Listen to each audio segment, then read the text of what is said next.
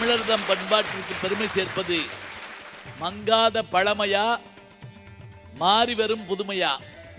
நம்முடைய பண்பாட்டிற்கு எது பெருமை சேர்க்குது? மாறி வரும் புதுமை என்கிற அணியிலே நான் வாதிட வந்திருக்கிறேன். ஆசைக்கும் பேராசைக்கும் ஒரு வித்தியாசம் உண்டு.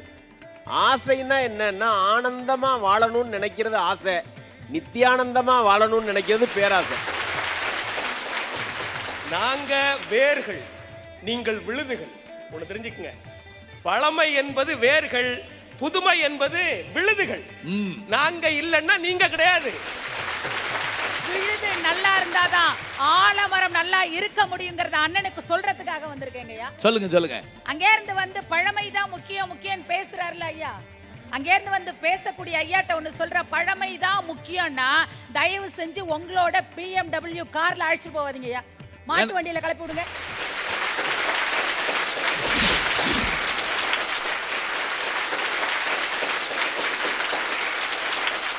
தமிழர்தம் பண்பாட்டின் பெருமைக்கு பெருமை சேர்ப்பது மங்காத பழமையா மாறி வரும் புதுமையா என்ற கேள்வி கேட்டு மங்காத பழமைதான் என்று பேசுவதற்காக தாரமங்கலம் செந்தில் அவர்கள் ஓடோடி வருகிறார்.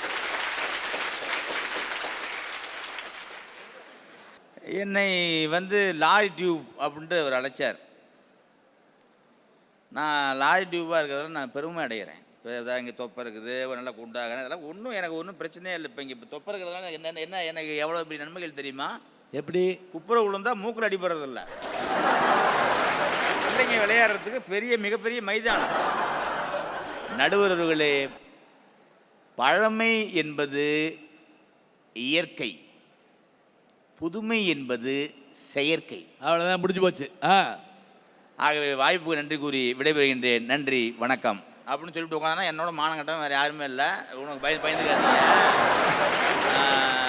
அதாவது என்ன நான் இப்போ சொல்கிறது அப்படின்னா, நீங்கள் அந்த எனக்கு முன்னாடி பேசின அம்மா வந்து கூகுள் தான் குலசாமினுச்சு. கூகுள், ஆமாம், குலதெய்வம் தான் கூகுள் அப்படி இருந்துச்சு. அதில் என்ன பெரிய நஷ்டம் ஆகிடுச்சு தெரியுங்களா? லெட்ரு எழுதுகிற பழக்கமே போச்சுங்க. அது தெரியுங்களா?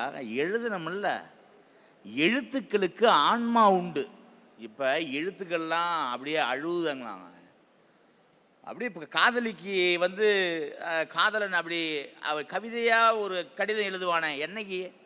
கவிதைக்கு பொருதந்த கலைவாணி நீயா, என் கனவோடு கேட்கின்ற காற்சிலங்கை நீயா, பேச்சுக்கு உயிர் தந்த சப்தங்கள் நீயா, என்னை பேசாமல் செய்கின்ற மௌனங்கள் நீயா, சப்தங்கள் இல்லாத சங்கீதம் நீயா, என்னை சாகாமல் செய்கின்ற சஞ்சீவி நீயா, பருவத்தின் தோட்டத்தில் முதற்பூவும் நீதான், என் பாலைவனம் காண்கின்ற முதல் மழையும் நீதான், இரவோடு நான் காணும் ஒளிவட்டம் நீதான், என் இருகண்ணில் தெரிகின்ற ஒரு காட்சி நீதான், வாட்டுக்குள் ஊடாடும் நிழல்வட்டம் நீதான், என் வாத்தியத்தில் ஒளியான உயிர் மூச்சும் நீதான், தூரத்தில் மயிலிறகாய் தொட்டவளும் நீதான், என் பக்கத்தில் அக்னியாய் சுட்டவளும் நீதான், காதலுக்கு கண் திறந்து வைத்தவளும் நீதான், நான் காதலித்தால் கண்மூடி கொண்டவளும் நீதான்.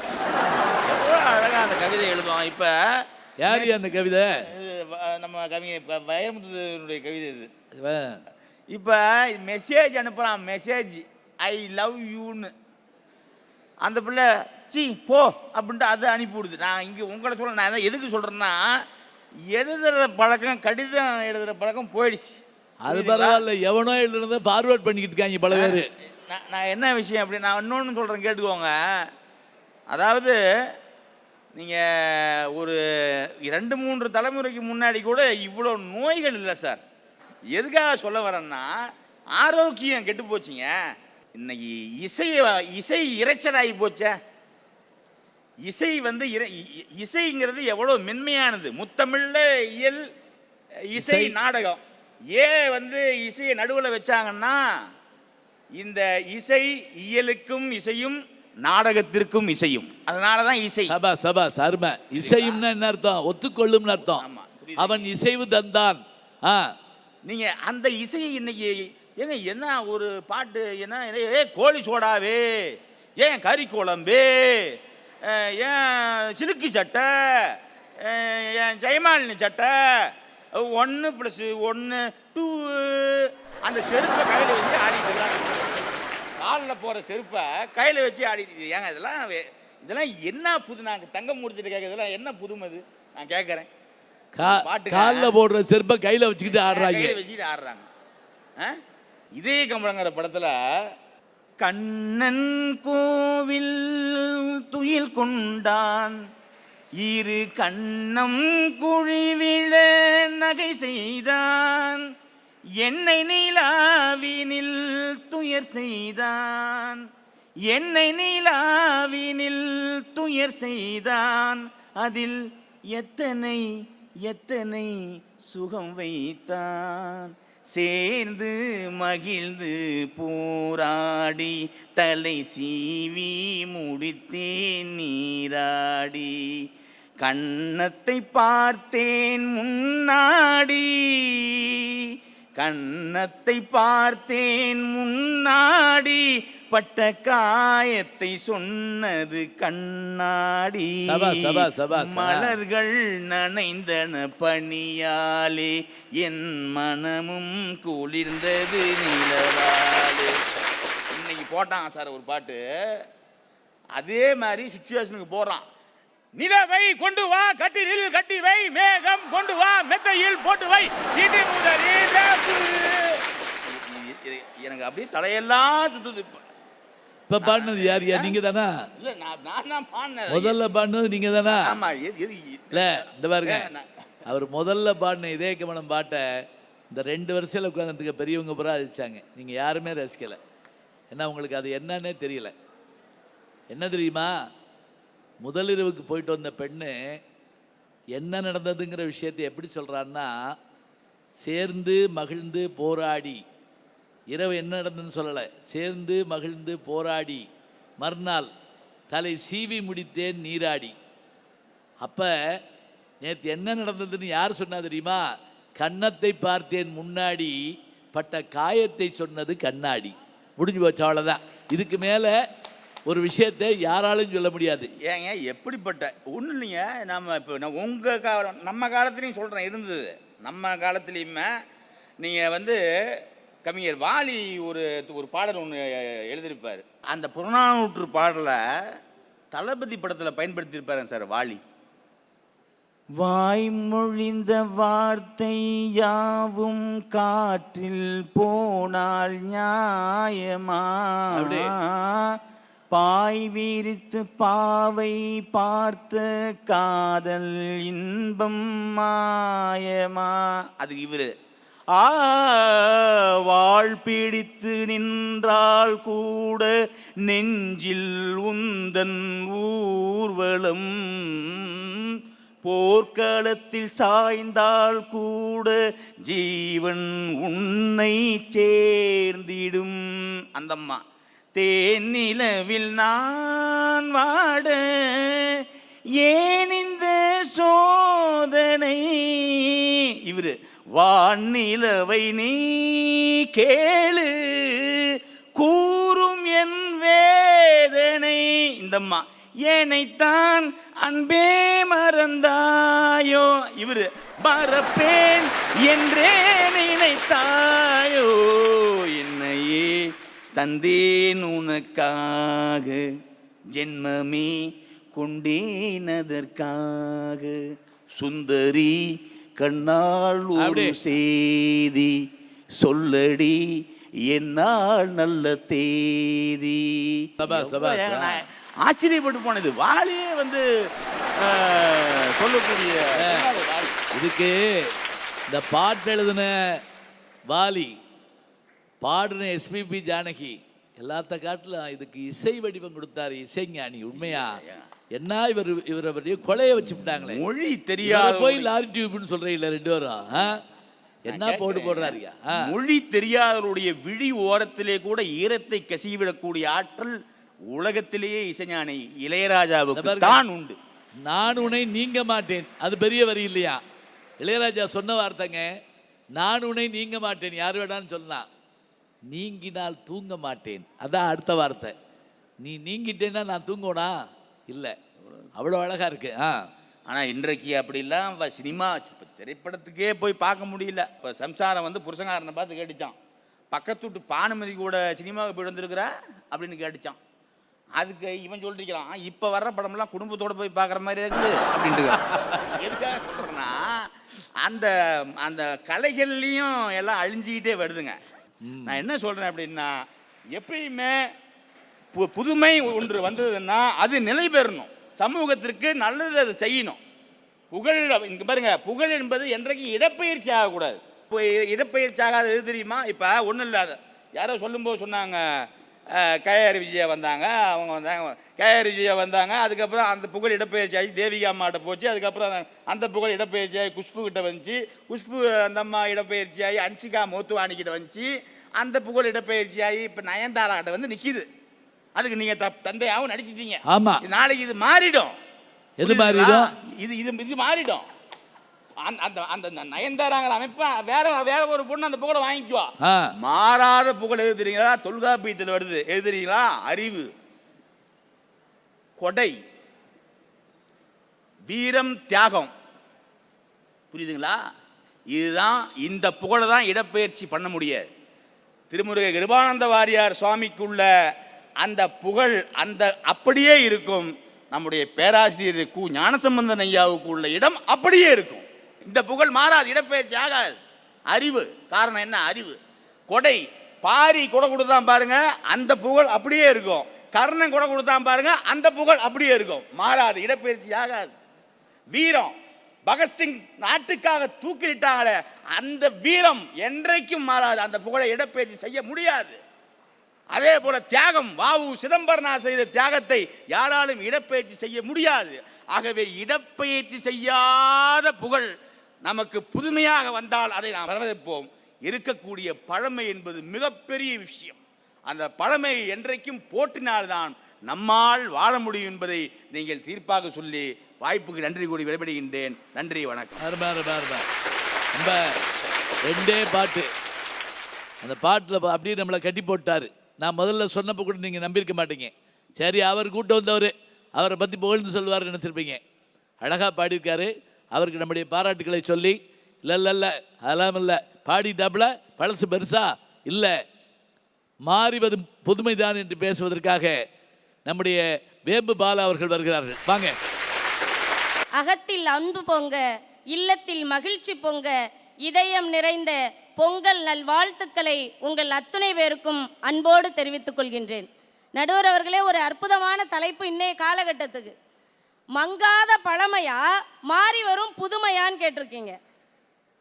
மாறி வரக்கூடிய புதுமைதான் இவர்களுடைய பழமையை கூட மங்காமல் பாதுகாத்து வருவதே எங்களுடைய புதுமைதாங்கிறத தயவு செய்து புரிஞ்சுக்கணும். அவங்க கொடுக்கப்பட்டிருக்க தலைப்பிலே தெரிகிறது மங்காத பழமையான்னு.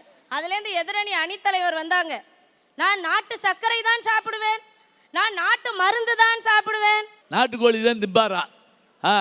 இதுல எங்களை பார்த்து நாங்க பிராய்லர் கோழியா சாப்பிட்றது முழுக்க லெக் பீஸா சாப்பிட்டு லெக் மாதிரி வந்து நின்றுக்கிட்டு பேசுறாங்க பாருங்க. எங்களை பார்த்து குறை சொல்லிட்டு போயிருக்கிறாங்க. நாங்க பழமைக்கு எதிரிகள் அல்ல, பழமையை பாதுகாத்து வருகின்ற யூத்துன்னு சொல்ல வரோம். அவ்வளவுதான், முடிஞ்சு போச்சு. பொங்கல் வைக்க அடுப்பில் வைக்கிறீங்களா, பாத்திரத்தில் வைக்கிறீங்களா? ஒன்னே ஒன்று சொல்லட்டுமா, பாத்திரம் தான் மாறி இருக்கிறதே தவிர எங்கள் பண்பாடு மாறவில்லை என்பதை தயவு செய்து புரிஞ்சுங்க. அன்னைக்கு வீடு அகலமா இருந்ததுங்க, வாசல் இருந்தது, திண்ணை இருந்தது, கூடம் இருந்தது, கல்லு கட்டி அடுப்பு கட்டி விறகு வச்சு நாம பொங்கல் இட்டோம். இன்னைக்கு என்ன இருக்கு? எல்லாம் அடுக்குமாடி குடியிருப்புல இருக்கிறோம். பழமைன்னு சொல்லி இன்னைக்கு ஜனத்தொகை பெருகி போச்சு.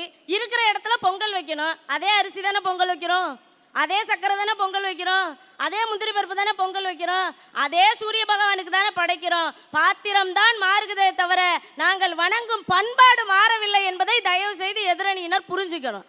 அதுக்கு அடுத்து வந்து சொல்றாங்க, தமிழ் போச்சே, தமிழ் மாறி போச்சு, தமிழ் மாறி போச்சு. நான் எதிரணி அண்ணன்ட்டே கேட்குறேன், தயவு செய்து எனக்கு நீலப்பற்களில் கொஞ்சம் பாடல் ஏற்றி தாருங்கள்.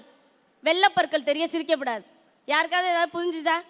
நீலப்பற்களில் கொஞ்சம் பாடல் ஏற்றி தாருங்கள்.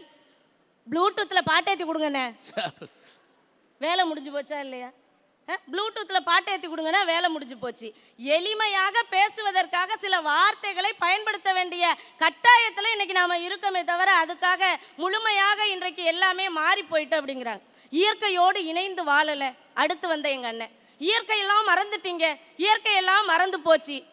ஊவே சாமிநாதர் ஐயர் அவர்கள் அற்புதமாக நம்முடைய பழைய ஏடுகளை எல்லாம் தேடி தேடி தேடி தேடி எடுத்து கொடுத்த அந்த ஓலைச்சுவடிகள் எல்லாம் மீண்டும் நூல்களிலே கொண்டு வரப்பட்டது. அந்த நூல்களில் கொண்டு வரப்பட்ட அத்தனையும் இன்றைக்கு இமெயில் என்கின்ற ஒன்றில் நாம் கண்டுபிடித்து படித்து கொண்டிருக்கிறோம்னு சொன்னா உங்கள் பழமையை பாதுகாத்து வருவது எங்கள் புதுமை என்பதை மறந்துடாதீங்க. இதுல இயற்கை எங்கே இருக்குன்னு தெரியுங்களா? ஒரு காலத்துல பேப்பர் அதிகமா தேவைப்பட்டுச்சுங்க. பேப்பர் நூல்ல எழுதுறதுக்காக பேப்பர் தேவைப்பட மரங்களை வெட்டினோம். ஆனால் புதுமையாக யோசித்த நாங்கள் மரங்களை வெட்டுவது கூட பாவம் என்று நினைத்து இமெயில்ல ஏத்துவதனுடைய விளைவாக இன்றைக்கு வருடத்திற்கு 2.5 கோடி மரங்கள் வெட்டப்படுவது தடுக்கப்படுகிறதுன்னு சொன்னா இது புதுமைக்கு கிடைத்த பெருமை இல்லையா? சொல்லுங்க, யோசிச்சு பாருங்க. இன்றைக்கு நாங்க பழமையை பாதுகாத்தும் வச்சிருக்கோம், இயற்கையை பாதுகாத்தும் வருகிறோம். எங்களுடைய அண்ணன் வந்தாங்க, இன்னைக்கு எல்லாம் வெறும் குத்துப்பாட்டா போச்சு, படம் மாறி போச்சு, பாட்டு மாறி போச்சு, வார்த்தைகள் புரியல. ஏன் புரியலன்னு கேட்குறேன்.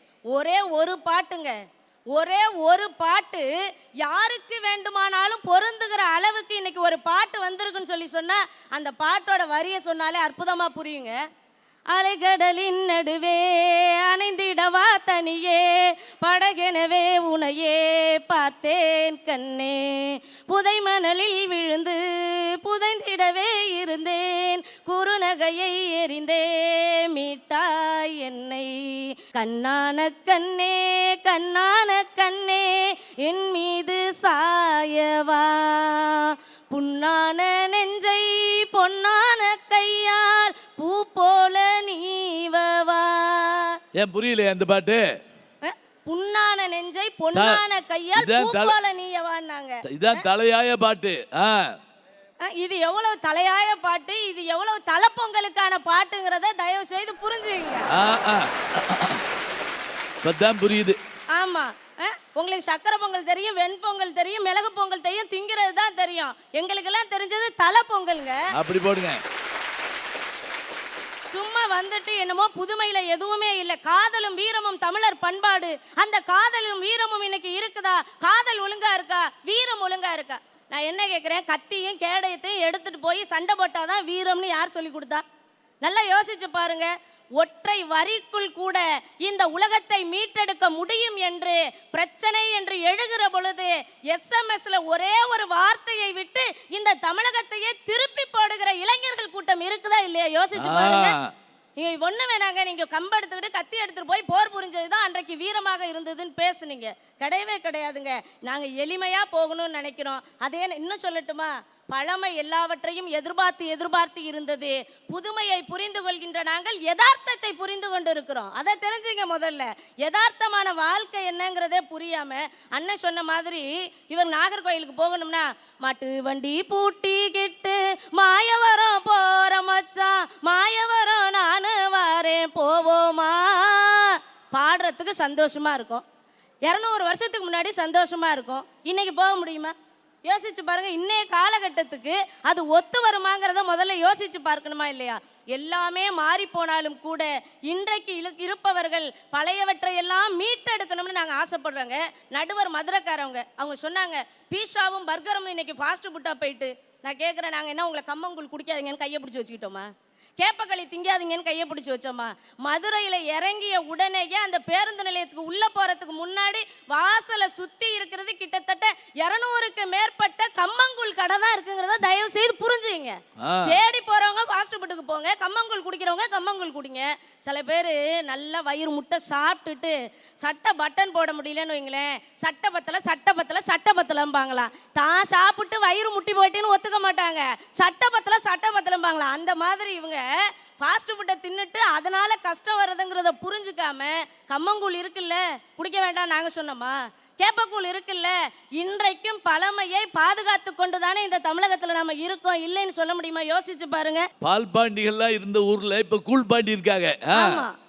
இன்னும் சொல்ல போனா நடுவர் அவர்களே, பேச்சு வழக்கில் இருக்கக்கூடிய வார்த்தைகளை கூட அழகாக மக்களிடத்துல கொண்டு வந்து சேர்க்கணும் என்கின்ற பண்பாடு இன்னைக்கு நிறைஞ்சிருக்குங்க. நீங்க மதுரைக்காரவங்க, அந்த பழமொழி என்பதும் பேச்சு வழக்கு என்பதும் மதுரையில் ரொம்பவே சிறப்பாக இருக்கும். நாங்கள் கொஞ்சம் இன்னைக்கு இருக்கிற மாதிரி யதார்த்தமாக மாற்றிக்கிட்டோம், அவ்வளோதான். ரொம்ப அழகாக சொல்லுவாங்க, யானைக்கு ஒரு காலம் வந்தால் பூனைக்கு ஒரு காலம் வராதான்னு ஒரு காலத்தில் கேட்பாங்க.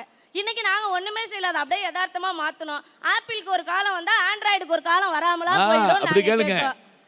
உடனே சொல்லுவாங்க வெட்டு 1 துண்டு 2ன்னு சொன்னது அந்த காலத்துல, செல்லு 1 சிம்மு 2ன்னு இந்த காலத்துல சொல்லிட்டு போயிட்டு இருக்கிறோம். அவ்வளவுதானுமா. யோசிச்சு பார்க்கணுங்க. இளங்கன்று பயமறியாது அப்படின்னு பிள்ளைங்க யாராவது போனா வீட்டில் இருக்க பெரியவங்க சொல்லுவாங்க இளங்கன்று பயமறியாதுன்னு. நாங்கள் கொஞ்சோண்டு மாற்றிக்கிட்டோம், அவ்வளோதான். புது பேட்டரி சார்ஜ் இறங்காதுன்னோம். யதார்த்தமா இருக்கக்கூடிய வாழ்க்கையில எது தேவைன்னு முதல்ல வாழ்க்கையை ரசிக்கணுங்க, வாழ்க்கையை மதிக்கணும். நாங்கள் பழமையையோ பெரியவர்களையோ யாரையுமே விட்டு கொடுக்கணும்னு நாங்கள் சொல்ல வரல. இன்றைக்கு இருக்கிற காலகட்டத்திற்கு தகுந்தாற் போல நாங்கள் பழமை அத்தனையும் மீட்டு கொண்டு தானே வரோம். ஒரு காலத்தில் விருந்தோம்பல் சிறப்பாக இருந்தது, தமிழர் பண்பாடு இல்லைன்னு சொல்லலை. ஆனால் அந்த விருந்தோம்பல் அன்னைக்கு அப்பா மட்டும் வேலைக்கு போனார், அம்மா வீட்டில் இருந்தாங்க, பெரியவங்க இருந்தாங்க, கூப்பிட்டு திண்ணையில் உட்கார வச்சு சோறு போட்டாங்க. இன்னைக்கு முடியலை.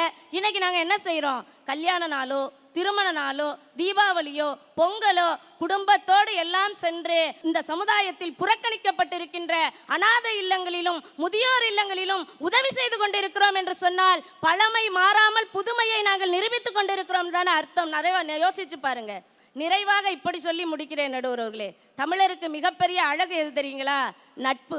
என்னை அழ வைக்கவும் விழ வைக்கவும் 1000 பேர் உண்டு, ஆனால் எழ வைக்க என் நண்பன் மட்டுமே உண்டு என்பதை சொல்லிக் கொடுப்பது எது? யோசிச்சு பாருங்க. முஸ்தபா முஸ்தபா டோன்ட் வரி முஸ்தபா, காலம் நம் தோழன் முஸ்தபா.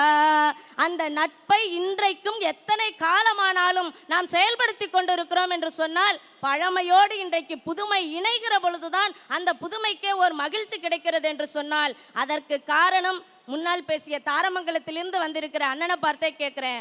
உலகத்திலேயே சிற்பக்கலைக்கு எடுத்துக்காட்டு என்று சொன்னால் அது தமிழக கோவில்களினுடைய சிற்பக்கலை தான். அதிலும் சிறப்பானது தாரமங்கலத்தில் இருக்கக்கூடிய அற்புதமான சிவாலயத்தினுடைய சிற்பக்கலை.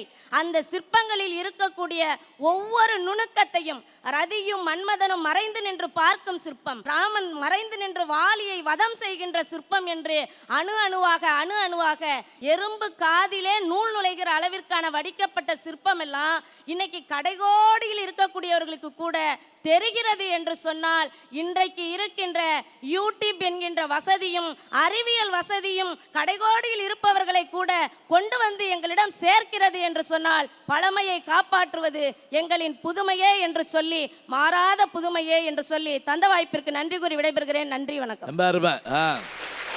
பழைய மொழியெல்லாம் புது மொழியை மாற்றி காமிச்சிட்டாங்க. எனக்கு ஆச்சரியமா இருந்தது. ஒரு செல்லு 2 சிம்மா, எவ்வளோ அழகாக இருக்குது கேட்குறப்பயே. புதுசாக புதுமைகளில் வந்துக்கிட்டு இருக்குன்னாங்க.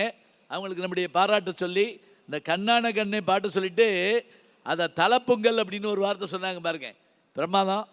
இல்லை, நிறைவாக மங்காத பழமைதான் என்று பேசுவதற்காக நம்முடைய கவிஞர் மலர்விழி அவர்கள்.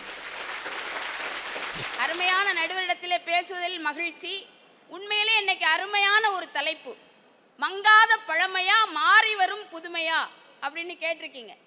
அதுலேயும் சகோதரி அருமையாக சொன்னாங்க, நிறைய பொங்கலை பற்றி சொன்னாங்க. பொங்கல் எல்லாம் பாத்திரம்தான் மாறி இருக்கு, பண்பாடு மாறவே இல்லை. நடுவர்களே, பாத்திரம் மாறி இருந்தா கூட பரவாயில்ல, சுகியில பொங்கல் ஆர்டர் பண்ணி இன்னைக்கு பொங்கல் கொண்டாடி கொண்டிருக்காங்க. சொல்லுங்க, அதுதான் பெரிய இதுவே. அதுவும் வெண்பொங்கல் இருக்கா, சக்கரை பொங்கல் இருக்கா, மிளகு பொங்கல் இருக்கா, இப்போ போக்கிரி பொங்கல் கொண்டாடிட்டு இருக்காங்க. போக்கிரி பொங்கல்னா என்ன தெரியுமில்ல? அடியும் உதையும் கலந்து வச்சு விடிய விடிய விருந்து வச்சா போக்கிரி பொங்கல். இதுதான் போக்கிரி பொங்கல். போக்கிரி பொங்கல். ஆமா, போக்கிரி பொங்கல் ஏன் கொண்டாடுறீங்க அதை கேட்க தான் நாங்க வந்திருக்கோம். அன்னைக்கெல்லாம் பாத்தீங்கன்னா ஒரு ஊரை அடையாளப்படுத்துறதுக்கு ஆலய கோபுரங்கள் இருந்தது. இன்றைக்கு அலைபேசி கோபுரங்கள் தான் இருக்கிறது. நீதிபதி அவர்களே, போகி பண்டிகை அன்னைக்கு கெட்டதெல்லாம் கொளுத்தணும்னா செல்போனை தாங்க கொளுத்தணும். முதல்ல ரொம்ப கஷ்டமா இருக்கு இந்த செல்போன். அன்னைக்கெல்லாம் சொல் பேச்சு கேட்டு வளர்ந்தோம் நம்ம. இன்னைக்கு செல் பேச்சை மட்டும்தாங்க கேட்டுட்டு இருக்காங்க எல்லாரும். இல்லைன்னு சொல்ல முடியுமா? மரங்கள் ஓய்வெடுக்க விரும்பினாலும் காற்று அதனை விடுவதில்லை, மனிதன் ஓய்வெடுக்க விரும்பினாலும் செல்போன் அவனை விடுவதில்லை. இதுதான் இன்னைக்கு நிலைமை. அது மட்டும் இல்லைங்க, இந்த பசங்கெல்லாம் பாருங்க, எதுக்கு எடுத்தாலும் கூகுள் கூகுள் கூகுள். அன்னைக்கு எங்க வீட்டு பக்கத்தில் ஒரு அம்மா, அப்பாவை இன்னும் காணம. உடனே பையன் சொல்றான், இருமா நான் கூகுளில் போட்டு பார்க்குறேன் எங்க வராருன்னு பார்ப்போம். அது மட்டும் இல்லைங்க, ஒரு பையன் பேசிட்டு போறான், என்னடா மாப்பிள்ள கூகுளை கண்டுபிடிச்சாங்க, எக்ஸாம்ல என்ன கொஸ்டின் வரும்னு சொல்ல தெரியல, என்ன கூகுளோ தெரியல. அப்படி கூகுள்ல கொஸ்டினையா கண்டுபிடிச்சு கொடுப்பாங்க. என்னங்க பிரச்சனை இன்னைக்கு? இன்ஸ்டால் கிராமத்தில் வாடி வாழலாம், நாம வாழும் நிமிஷத்தெல்லாம் சுட்டு தள்ளலாம். இதுவா மாறி வரும் பண்பாடு? நான் கேட்குறேங்க, மாறி வரும் புதுமை. பழைய காலத்தில் பெண்கள் எல்லாம் எவ்வளவு மரியாதைக்குரியவர்கள். இப்போ ஒரு கணவனின் இதயத்தை அடையணும்னா வயிறு வழியாக தான் அடையணும்னு சொல்லுவாங்க. அப்படின்னா நல்லா சமைச்சு போடணும்னு அர்த்தம். அன்றைக்குள்ள பெண்கள் நல்லா சமைச்சாங்க, இன்றைக்குள்ள பெண்கள் நல்லா சமாளிக்கிறாங்க. அதனால தான் கல்யாணம் பண்ணுறப்பவே சொல்கிறாங்க, என் பிள்ளைய நாங்கள் செல்லம் கொடுத்து வளர்த்துட்டோம், சமைக்க தெரியாது, கொஞ்சம் சமாளிச்சுக்கிடுங்க. பையன் வீட்டுக்காரங்க சொல்கிறாங்க, நாங்களும் எங்கள் பையனை செல்லமாக வளர்த்துட்டோம், அவனுக்கு சம்பாதிக்க தெரியாது, நீங்களும் கொஞ்சம் சமாளிச்சுக்கோங்க. ஏண்டா உங்களுக்கு வந்தா ரத்தம், எங்களுக்கு வந்தா தக்காளி சட்னியா கேக்குறான் இப்படி. ஆனா அன்னைக்குள்ள பெண்கள் பாருங்க, இன்னைக்கெல்லாம் என்ன பிரச்சனை? 2 பிரச்சனை. நம்ம கல்லூரி மாணவர்களுக்கு ஒரு பிரச்சனை மதிப்பெண், இன்னொரு பிரச்சனை மதிக்காத பெண். கல்யாணம் ஆன ஆண்களுக்கு 2 பிரச்சனை, ஒன்னு பொருளாதாரம், இன்னொன்னு பொருந்தாதாரம். ஆனா அன்னைக்கு அப்படி இல்லைங்க. பெண்கள் எல்லாம் எப்படி இருந்தாங்க?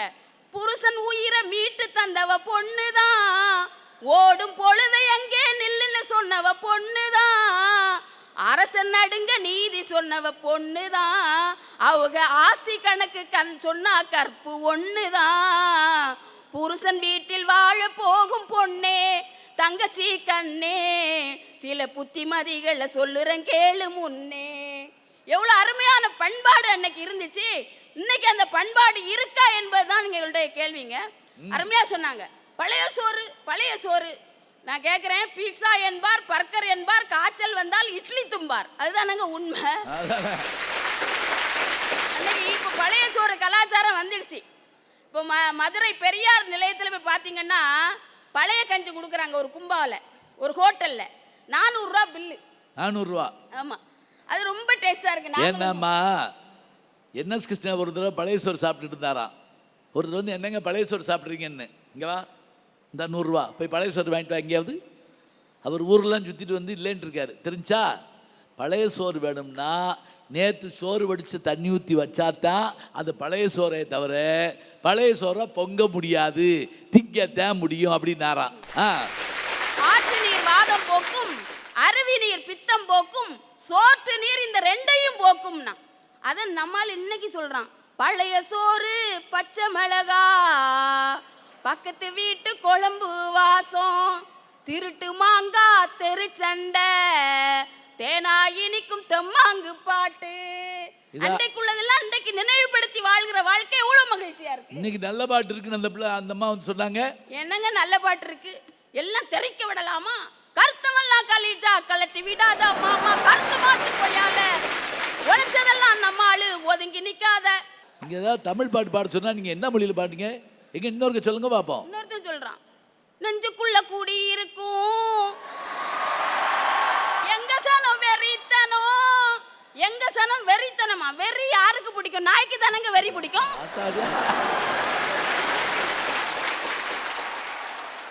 எங்க அண்ணன் வந்து சொன்னாரு, அருகம்புல் போல வளர்ந்த எங்கள் காதலை எருமை மாடு போல உங்க அப்பை மேய்ஞ்சிட்டானா. ஏங்க பிள்ளைகளை திட்டுங்க, பொம்பளை பிள்ளைகளை திட்டுங்க, உங்களை ஏமாத்திட்டா அப்பனே எங்க திட்டுறீங்க? ஐயோ பாவம். ஆமா சொல்றான், எவண்டி ஒன்ன பெத்தாம் பெத்தாம் பெத்தாம். அப்பா வாட்ஸ்அப்ல ஆரம்பிச்சு ஒயின் ஷாப்ல முடியுதுங்க. ஐயோ கல்யாணம்லாம் பன்னீர்ல ஆரம்பிச்சு கண்ணீர்ல முடியுது. இன்னொன்னுங்க, இன்னைக்குள்ள காதலை பாருங்க, ஒருதலை காதல், இருதலை காதல், மறுதலை காதல், தருதலை காதல், தற்கொலை காதல், மூச்சு காதல், பீச்சி காதல், வெங்காய காதல். அதான் இப்ப காஸ்ட்லியான காதல். இப்படிப்பட்ட காதல் எல்லாம் இன்னைக்கு வச்சுட்டு நட்பு முஸ்தபா முஸ்தபா பாட்டு. ஆமா, உப்பு இல்லாம கூட ஒரு மனுஷன் வாழ்ந்துடலாம், நட்பு இல்லாம வாழவே முடியாதுங்க. அந்த நட்பு அன்னைக்கு இருந்துச்சு பாருங்க. குயில்களை போலே இரவும் பகலும் கூவி திரிந்தோமே, வரவில்லாமல் செலவுகள் செய்து மகிழ்ந்திருந்தோமே, பசுமை நிறைந்த நினைவுகளே, பாடி திரிந்த பறவைகளே, பழகி கழித்த தோழர்களே, பறந்து செல் கண்ணீரே வந்துருங்க அந்த நட்பை பார்த்தா. இன்னைக்கு க்ளோஸ் நண்பன்னு சொல்றான், அவன் தான் க்ளோஸ் பண்ணுவான் முதல்ல. அன்று பெரியோரின் பாதையில் சமுதாயம் இருந்தது, இன்று இளையோர்களின் போதையில் தான் சமுதாயம் இருந்து கொண்டிருக்கிறது. அன்னைக்கெல்லாம் கல்வெட்டு காலங்க, இன்னைக்கு கட் அவுட் காலம். கட் அவுட் வைக்க கூடாதுன்னு முடிவு பண்ணியாச்சு, கல்வெட்டை வைக்க கூடாதுன்னு யாருமே சொல்லல. அதனால நல்ல முடிவா சொல்லுங்க. அன்றைய காலம்தான் சரித்திர காலம், சங்க காலம், அருமையான காலம். மங்காத பழமைதான் பண்பாட்டை இன்னும் நினைவுபடுத்தி கொண்டிருக்கிறது என்று கூறி அருமையான வாய்ப்புக்கு நன்றி கூறி அமைக்கிறேன். நன்றி, வணக்கம். சபா சபா. சுருக்கமா தீர்ப்பு சொல்லணும். எப்படி தமிழர்தம் பண்பாட்டிற்கு பெருமை சேர்ப்பது மங்காத பழமையா மாறி வரும் புதுமையா? மங்காத பழமை 3 பேர் ஆரம்பித்தாங்க. ரொம்ப அவங்க சொல்ல சொல்ல கண்ணீரே வந்துருச்சு. அவர் கேட்டார் பாருங்க, 1000 வருஷமாக நிற்கிது ஒரு கோயில், ஏன் 1500 வருஷமாக நிற்கிது மகாபலிபுரம் கோயில். சமீபத்தில் கொஞ்ச நாளைக்கு முதல்ல சுனாமி வந்ததில் பல நஷ்டங்க. ஒரு லாபம் என்ன தெரியுமா?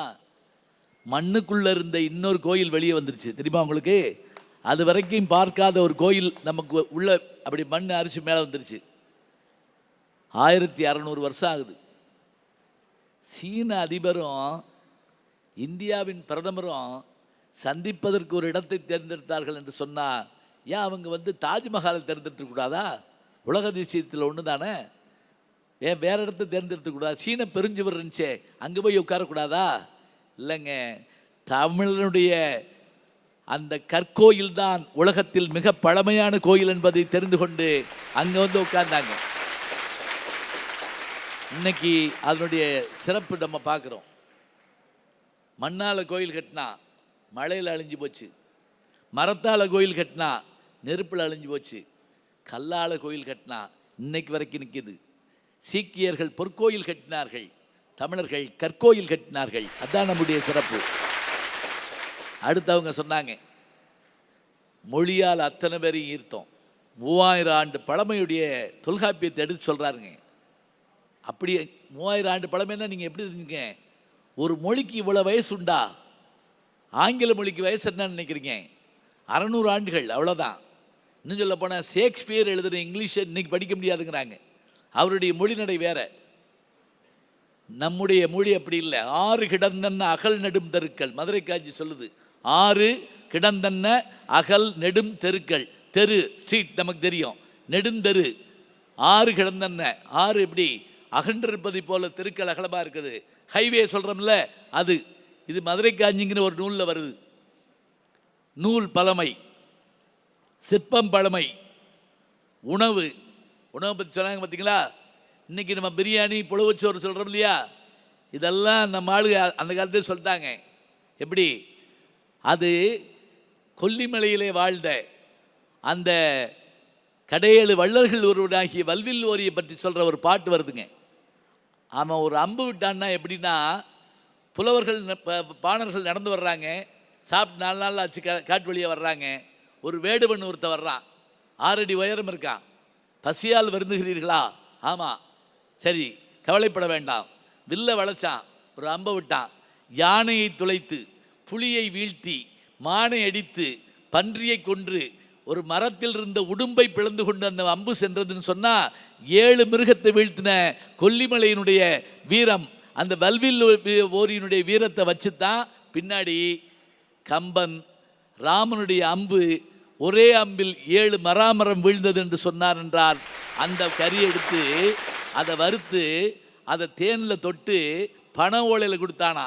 கொடுத்துட்டு ஓரியை சென்று பாருங்கள், அவனே உங்களுக்கு வேண்டியதை தருவான்னு சொல்ல, இவங்க சாப்பிட்டுட்டு போய் ஓரியை போய் பார்த்தாங்க.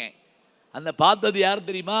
நேற்று காட்டுக்கு நடுவே வேட்டையாடி உணவு கொடுத்தானே அந்த வல்வில் ஓரிதான் அங்கே அரசனாக அமர்ந்திருக்கிறான் என்று சொன்னால், கடையேழு வள்ளல்கள் கடைசி மனிதனுடைய பசியை கூட புரிந்து கொண்டார்கள் என்றால், அப்படிப்பட்ட வள்ளல் தன்மை மிக்க நாடு நம் நாடு. எப்படிப்பட்ட பெருமையுடைய நாடாக இருந்தது, இந்த தன்மை இருந்தது. விருந்தோம்பல். நம்முடைய பெருமைகள் எல்லாம் என்ன? மொழியால், இனத்தால், மரபால், எழுத்தால், எல்லாவற்றிலும் நாம் என்ன செஞ்சோம்? நம்முடைய பெருமைகள் சொன்னோம். வந்தாங்க. அங்கேருந்து வந்தான். எங்கேருந்து? ரோம்லேருந்து வந்தான், பாரசீகத்திலேருந்து வந்தான், எகிப்திலேருந்து வந்தான். உலகத்திலேயே பழமையான அணைக்கட்டு எதுன்னு கொஞ்ச நாளைக்கு முதல்ல கண்டுபிடிக்கிறப்ப தேடி பார்த்தாங்க. அதில் சொன்னால் எகிப்தா இருக்குன்னு சொன்னால் இல்லை இல்லை இல்லை அதை போய் தேடி பாருங்க அப்படின்ட்டு கடைசியில் எங்கே வந்தாங்க தெரியுங்களா? கல்லணை இருக்கு இல்லையா, கரிகால் பெருவளத்தான் கட்டின கல்லணை. அந்த கல்லணை தான் உலகத்திலேயே ஓடுகிற நதியை குறுக்கே நிறுத்தி தடுத்து வேளாண்மை செய்த ஒரு பெருமை தமிழனுக்கு மட்டுமே உண்டு என்று கண்டுபிடித்தார்கள். வேளாண்மையை கண்டுபிடிச்சோம், நம்ம மருத்துவத்திலே சாதித்து காட்டினோம். இன்னும் சொல்லிக்கிட்டே போகலாம். தமிழகத்தினுடைய பெருமை, அவர்களுடைய பண்பாட்டினுடைய பெருமை. ஒரு சிற்றுயிருக்கும் துன்பம் வரக்கூடாதுன்னு நினைக்கக்கூடிய ஆட்கள் நம்ம ஆட்கள்.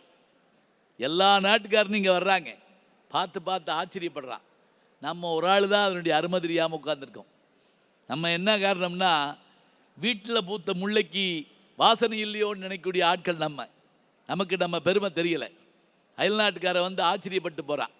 இப்போ சொல்லாலும் மொழியாலும் உணவாலும் உடையாலும் கடற்பயணத்தாலும் கல்வியாலும் சிறந்து விளங்கிய இந்த பெருமை மிகுந்த பண்பாடு இன்றைக்கு போற்றப்படுகிறது என்றால் அதற்கு காரணம் மங்காத பழமைதான் அப்படின்னு சொன்னால் நீங்கள் சந்தோஷப்படுவீங்க. புதுமைக்கு ஒரு நிமிஷம் பேசிடுறேன். ஏன்னா நீங்கள் 3 பேரும் கவலைப்பட்டு போயிடக்கூடாது. அவர் ஒரு பக்கமாகவே போயிட்டார், போகலை. மாறி வரும் புதுமைன்னா என்ன அப்படின்னா, இப்போ தொல்காப்பியம் என்ற ஒரு இலக்கணம் இருந்தது. அது மட்டுமே வச்சு சொல்லிக்கிட்டு இருந்தோம்னு வச்சுங்களேன், நன்னூல் வந்திருக்காது. நன்னூல் வந்தது 1200 வருஷங்கள் கழித்து வந்தது. அதாவது 12ஆம் நூற்றாண்டு. அதை எழுதியவர் பவணந்தி முனிவர். அந்த நன்னூல்ங்கிறது என்ன தெரியுமா? எங்கள் அப்பா தமிழாசிரியருங்க, அவர் சொல்லுவார், பலசரக்கடையில் எல்லா பொருளையும் வாங்கிட்டு வந்த பிறகு அதை மொத்தமாக வாங்கி வச்சது தொல்காப்பியம் என்றால், அதை பிரித்து இது சீரகம், இது மிளகு, இது கடுகு, இது உளுந்தம்பருப்பு அப்படின்னு போட்டு வச்சது எது என்று கேட்டால் நன்னூல் என்ற ஒரு இலக்கணம்.